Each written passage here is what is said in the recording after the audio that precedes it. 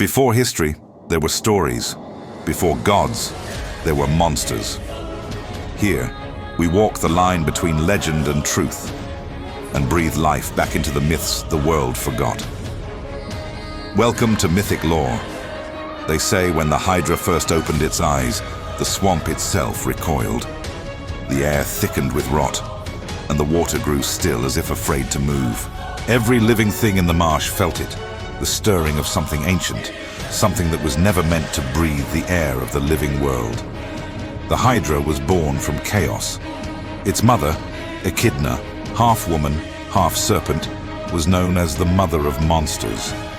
Its father, Typhon, a storm so vast it once threatened Olympus itself.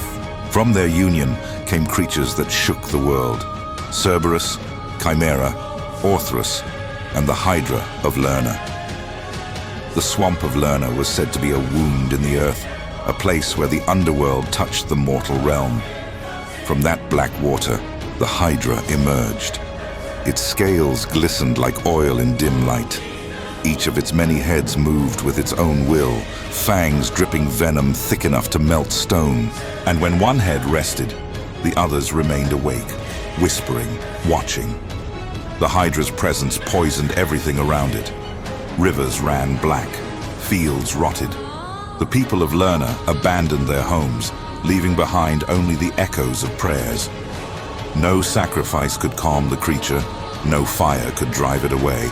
It became a living boundary between life and death, the guardian of the swamp, the sentinel of corruption.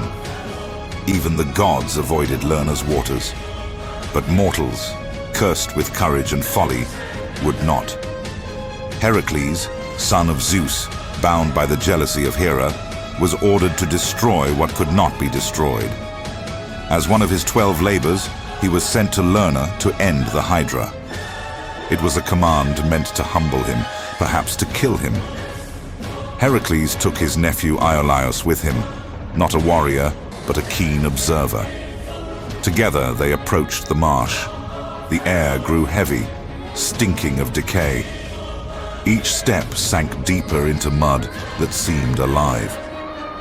When they reached the edge of the swamp, Heracles raised a torch. The light reflected on still water, and from beneath that surface came movement. Ripples, then bubbles, then heads, one after another, rising higher and higher, until the sky itself seemed to bend beneath their weight. The Hydra had awoken. Each head hissed and coiled, eyes gleaming with dull fire. Heracles struck first, his sword flashing. A head fell. For a heartbeat, silence. Then, 2 heads grew in its place. He struck again the same. Every victory birthed a greater challenge. Venom filled the air, burning the ground where it fell. Heracles staggered, blinded by smoke and poison. No matter how many heads were severed, more rose to replace them. The swamp itself seemed to feed the Hydra, each cut a promise of renewal. And then Iolaus saw the pattern. He called out to Heracles, "Cut, then burn." So they fought together, sword and fire, strength and strategy. Heracles struck, and Iolaus pressed the torch to the wound, sealing it shut before new heads could form. Again and again they worked in tandem, until only one remained, the great immortal head that could not die. Heracles raised his club, carved from olive wood, hardened by countless battles, and brought it down with thunderous force. The Hydra fell, writhing. Heracles buried the final head beneath a massive stone, deep in the swamp soil, trapping it there for eternity. When the battle ended, the marsh fell still, the air cleared, and for the first time, the waters of Lerna reflected the stars above. Heracles had won, but victory carried a cost. The hero dipped his arrows in the Hydra's blood, creating weapons so deadly that even a single wound meant death. Those arrows would bring him triumph, and, in time, destruction. For that same poison would one day end his life.